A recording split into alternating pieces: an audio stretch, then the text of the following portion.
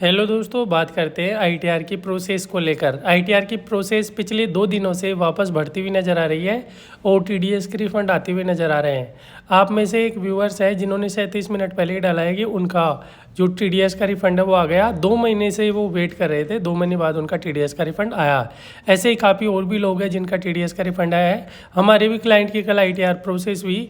यहाँ पे दे रखा है कि इन्होंने 1 अक्टूबर को फाइल कर रखा था, 13 नवंबर को इनकी आईटीआर प्रोसेस हो गई। आईटीआर 3 थी, तो ऐसे काफ़ी आईटीआर और है हमारे पास जो प्रोसेस हुई है। तो दोस्तों, आईटीआर का जो प्रोसेस है वो एक्चुअल में होना स्टार्ट हो गया। हालांकि मैं मानता हूँ कि अभी भी नील वाली आईटीआर भी प्रोसेस हो रही है और टीडीएस वाली आईटीआर कम प्रोसेस हो रही है, लेकिन आईटीआर का प्रोसेस जो पिछले 2 दिनों से बढ़ा है वो उसके बारे में जानते हैं। तो पहले देखते हैं कल तक का डेटा कि कल कितनी आईटीआर प्रोसेस हुई।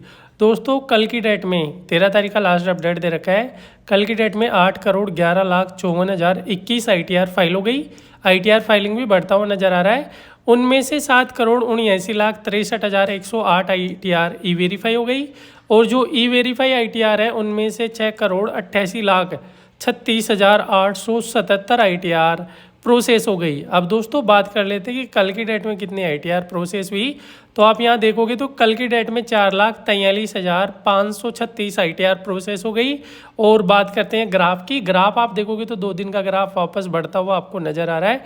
उससे पहले 4 दिन में नेक के बराबर आईटीआर प्रोसेस हुई थी।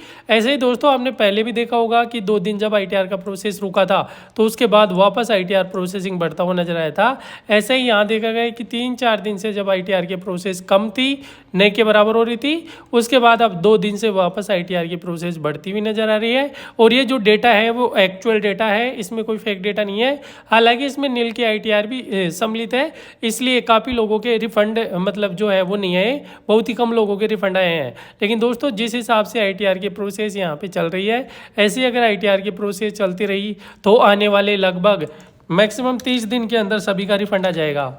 तो क्या आप सबका रिफंड 30 दिन के अंदर आ जाएगा? नहीं दोस्तों, अभी भी रिफंड आने में टाइम लगेगा। 30 दिन में रिफंड नहीं आएगा। रिफंड में कम से कम ऐसे भी चला तो 1 से 2 महीने का टाइम लगेगा रिफंड आने में। क्यों? क्योंकि अभी तो आप यहाँ देखोगे तो लगभग 91,26,000 आईटीआर ऐसी है जो ई वेरीफाई है, प्रोसेस होना बाकी है। और 1,23,00,000 आईटीआर ऐसी है जो ई वेरीफाई भी होगी, प्रोसेस भी होगी। साथ में आप देख रहे हो कि दोस्तों आईटीआर फाइलिंग भी बढ़ रही है।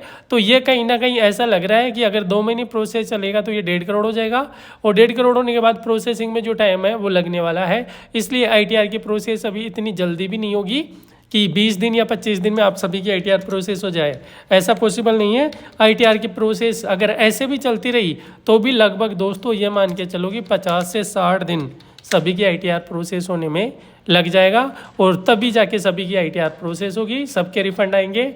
लेकिन ये तभी होगा जब 2 दिन के हिसाब से अगर आईटीआर प्रोसेसिंग सीपीसी डिपार्टमेंट करता है। अगर प्रोसेसिंग को कम करता है तो दोस्तों कहीं ना कहीं हो सकता है कि और टाइम लग जाए। अगर प्रोसेसिंग और बढ़ती है, जैसे ये 4 लाख 5 लाख जो है, ये अगर मान लो 8-10 लाख पे चला जाता है तो हो सकता है कि जो टाइम हमने बताया है अभी, उससे कम टाइम में भी आप सभी की आईटीआर प्रोसेस हो जाए और सभी का टीडीएस का रिफंड आपको रिसीव हो जाए। दोस्तों, कैसा लगा वीडियो अगर अच्छा लगा हो तो लाइक करें, वीडियो को शेयर करें, चैनल को सब्सक्राइब करें। Thank you for watching.